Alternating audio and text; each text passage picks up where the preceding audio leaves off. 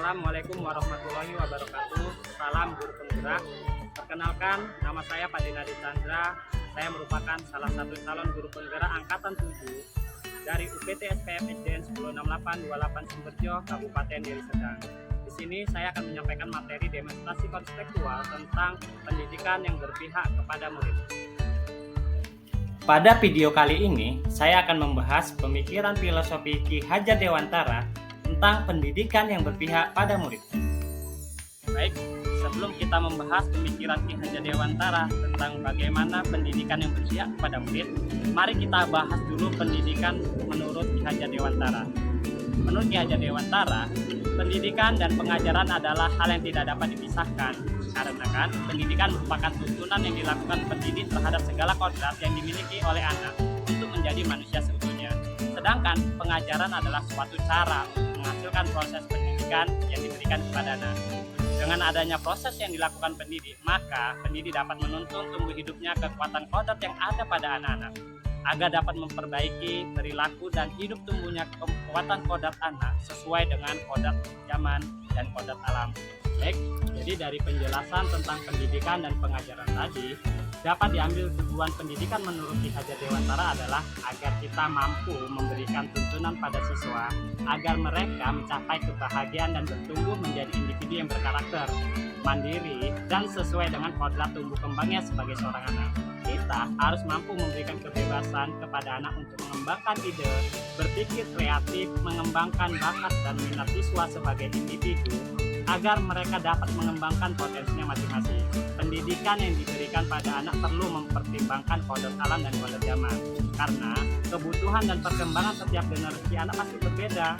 Oleh sebab itu, kita harus mampu menyesuaikan dengan pendidikan abad 21. Jadi di pendidikan era saat ini, kita harus mampu memiliki skill dan potensi untuk mengembangkan anak, memiliki skill dan potensi tersebut, baik itu dari literasi digital ataupun mengenalkan teknologi agar siswa tidak terjebak dalam kegiatan negatif dari perkembangan teknologi saat ini. Kemudian dalam memaknai kodrat alam, maka konteks lokal sosial juga harus ditumbuhkan, karena wilayah dari Indonesia Sabang sampai Merauke memiliki karakter yang berbeda. Oleh sebab itu, kita harus mampu memahami karakter peserta didik dari setiap masing-masing peserta didik tersebut. Jadi, untuk mewujudkan tujuan pendidikan tersebut, ada semboyan Ki Hajar Dewantara yang bisa kita gunakan sebagai kepemimpinan ataupun filosofi kita sebagai guru di dalam kelas. Yang pertama adalah Ingato Suntolodo, yang artinya di depan menjadi teladan. Kita harus mampu menjadi seorang pemimpin ataupun memberikan contoh yang baik dalam hal berperilaku ataupun berbicara, ataupun memberikan kerahaman kesopanan yang dapat ditunjukkan oleh guru sehingga itu bisa menjadi contoh bagi mereka. Kemudian yang kedua ada Madya Mangunkarso, artinya kita di tengah-tengah harus mampu membangkitkan dan memberikan motivasi kepada siswa agar dia dapat menemukan pembelajaran dan semangat di dalam belajar. Kemudian yang ketiga adalah Sutugri Handayani, artinya kita harus mampu memberikan dorongan baik moral maupun semangat dari belakang sehingga anak tidak merasa sendiri di dalam belajar dan mereka dapat membelajarkan posisi dirinya di kelas sehingga mereka menjadi percaya diri di dalam proses belajar. Baik, setelah kita memahami ataupun pemikiran ataupun filosofi pendidikan menurut Ki Hajar Dewantara, maka kita bahas sekarang apa dan bagaimana sih pendidikan yang berpihak kepada murid. Yang pertama yaitu student center, artinya pendidikan harus berpusat kepada murid itu sendiri.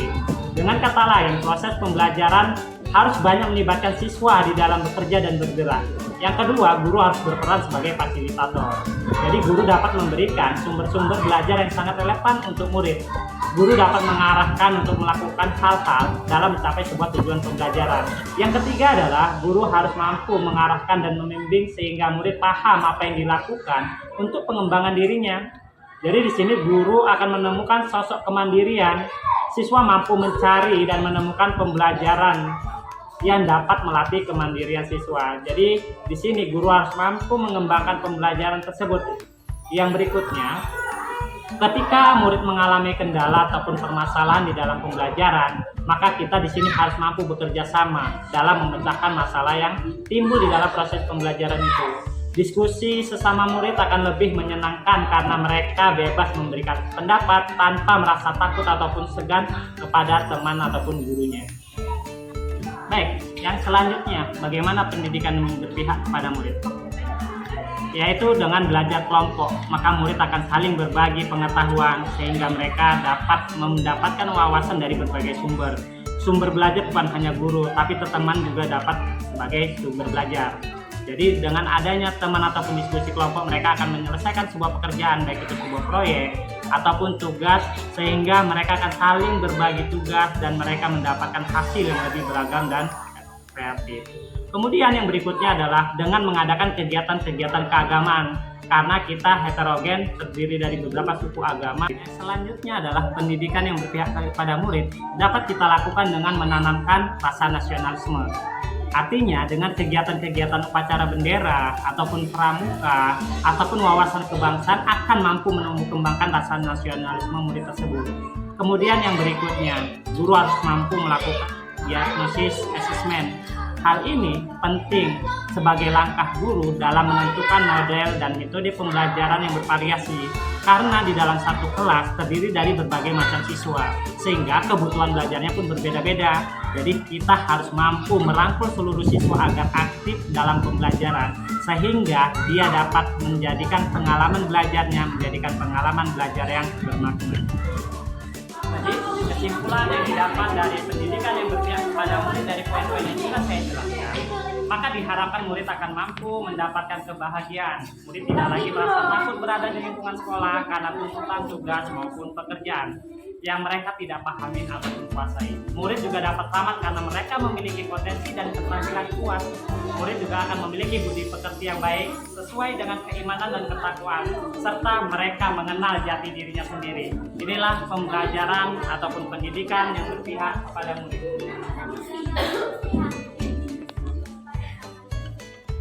Adapun tantangan dan solusi dari pemikiran Ki Hajar Dewantara tentang pendidikan di kelas ataupun di sekolah. Yang pertama, sifat individualisme, artinya dia tidak acuh dengan keadaan lingkungan sekitarnya. Kemudian kedua, siswa bebas mengakses internet tanpa pengawasan. Dan yang ketiga, adanya pengaruh buruk dari luar lingkungan. Adapun solusi dari tantangan tersebut yaitu kita sebagai guru harus mampu memberikan penjelasan dan pengarahan serta melibatkan siswa agar aktif dalam kegiatan gotong royong baik di kelas ataupun di sekolah.